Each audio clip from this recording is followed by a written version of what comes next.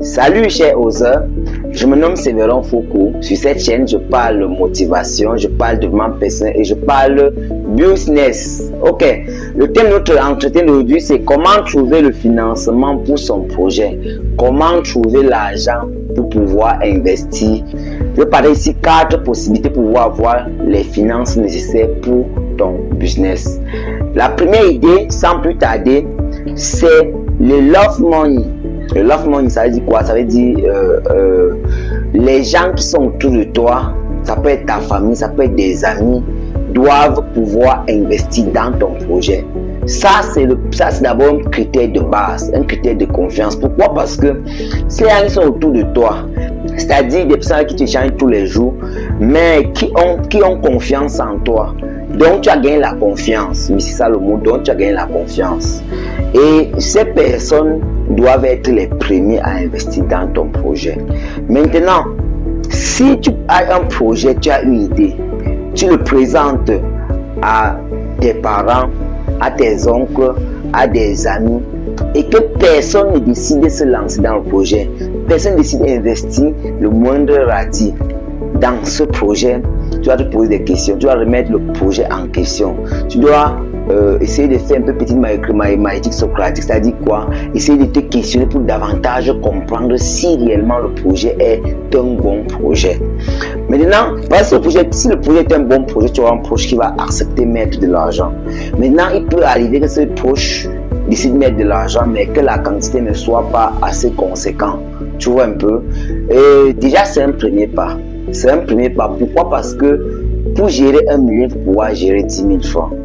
Pour gérer 100 000, il faut pouvoir gérer 10 000 francs. Pour gérer les millions, pour gérer les milliards, il faut pouvoir gérer les millions. Donc, avec ce love money, cet argent qu'un proche a décidé de mettre dans ton projet, tu commences par là.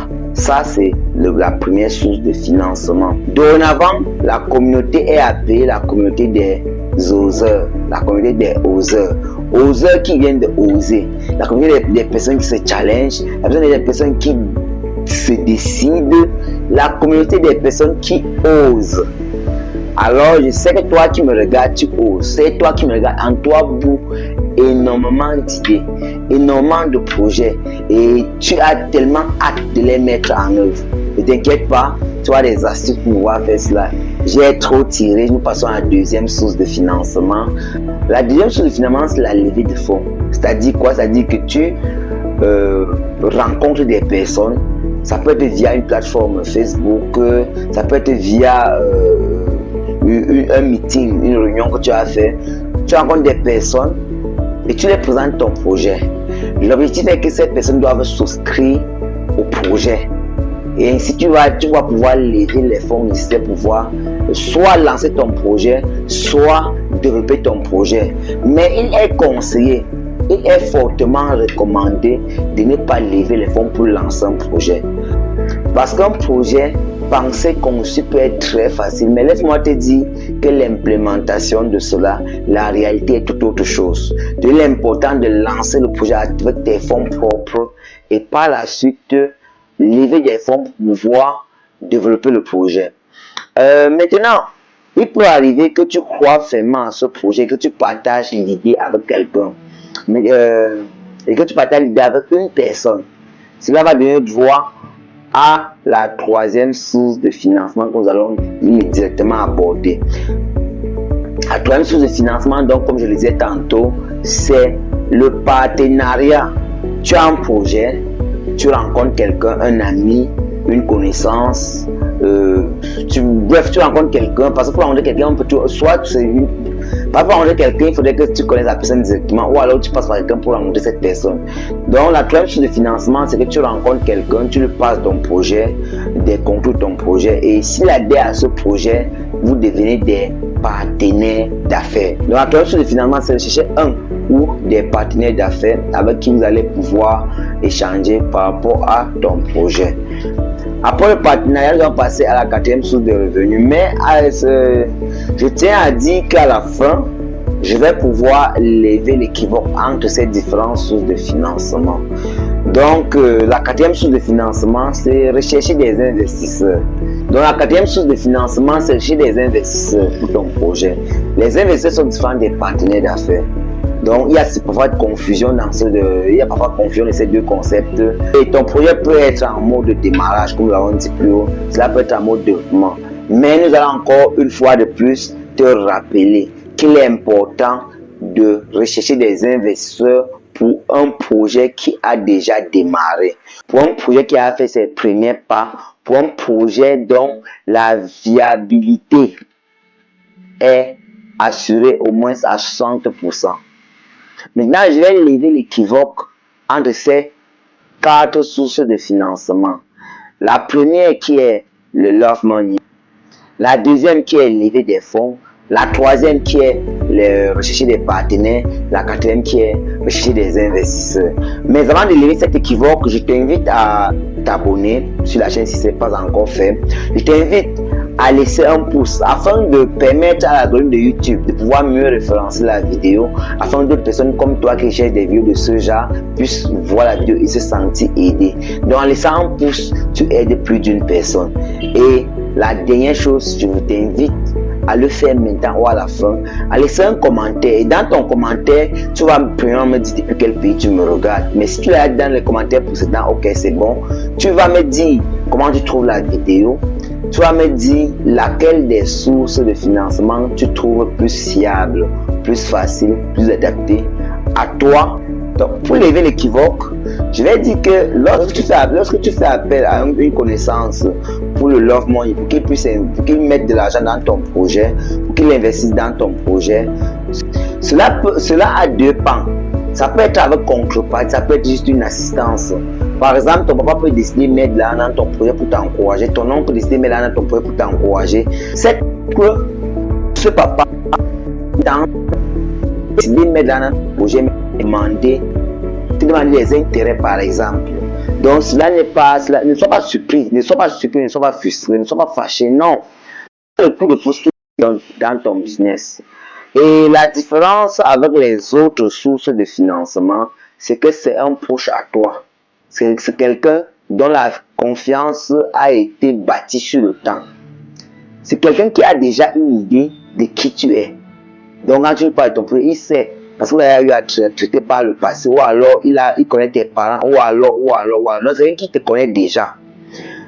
La différence avec la deuxième source de financement, qui est la deuxième source de financement, qui est la levée de fonds, c'est que la levée de fonds, c'est que tu organises la levée de fonds. C'est ponctuel. C'est-à-dire, lancer ma femme de 1000 poulets, de 1000 sujets, c'était concluant. Je suis passé de 1000 sujets à 1500 sujets, c'était concluant. Et j'ai un très grand marché. Je vais passer de 1500 sujets à 5000 sujets directement. Je n'ai pas les fonds ici pour pouvoir le faire. Alors, je contacte alors, j'organise une séance. Ça peut être pendant une réunion, tu lances la levée de fonds. Ça peut être sur une plateforme en ligne. Ça peut être sur ta page Facebook. Mais c'est ponctuel. C'est ponctuel la levée de fonds par rapport au projet. Donc, cette levée de fonds, ceux qui vont te contribuer, ceux qui vont investir dans ton projet auront des intérêts ou des dividendes. Tout dépendra du cahier des charges que tu vas les présenter, les ratifier ensemble. La différence avec les autres, c'est que c'est ponctuel. La troisième source qui est le partenariat, c'est quoi? C'est que tu présentes ton projet, ça peut être à quelqu'un, un proche à toi. Ça peut être quelqu'un que tu as rencontré, ça peut être sur une plateforme où tu présentes ton projet et une ou des personnes se prononcent pour t'accompagner dans ce projet, pour mettre la main dans ce projet et vous décidez donc de devenir des partenaires. Un partenaire, vous devez dire quoi? Vous devez dire quand on gagne gros, on partage gros. Quand on gagne petit, on partage petit. Quand on perd, tout le monde perd.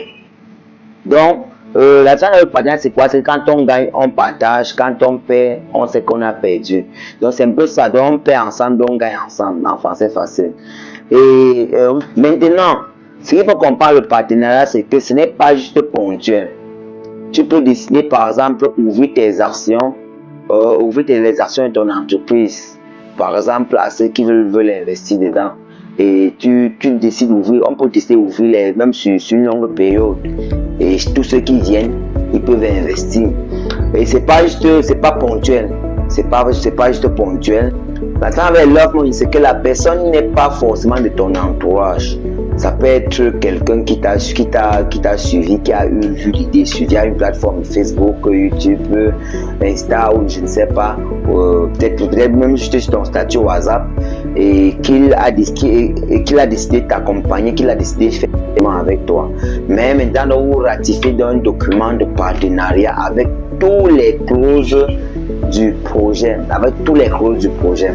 La dernière source qui est l'investissement, qui fait appel à des investisseurs, c'est que, contrairement au partenariat, la différence entre le partenariat et la différence entre le partenaire et l'investisseur, c'est que lorsque l'investisseur a mis ses fonds à ta disposition, il attend ses intérêts. Il ne veut pas savoir si le projet a réussi ou pas, si c'est perdu. Il ne veut pas savoir si, ok, tu as même pris l'argent, par exemple, pour l'élevage des porcs.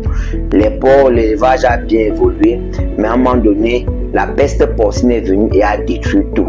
Ou alors, prenons un autre cas, l'investisseur ne veut pas savoir si ta boutique a pris feu, il n'était pas assuré, par exemple.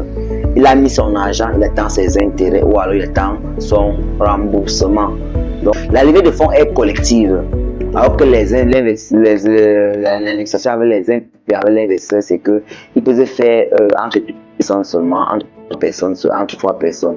Mais ce qu'il faut comprendre, c'est que l'investisseur, une fois qu'il met ses fonds à ta disposition, il attend ses intérêts. Donc, du coup, il ne veut pas savoir comment tu gères. Il ne veut pas savoir si tu es malade ou pas.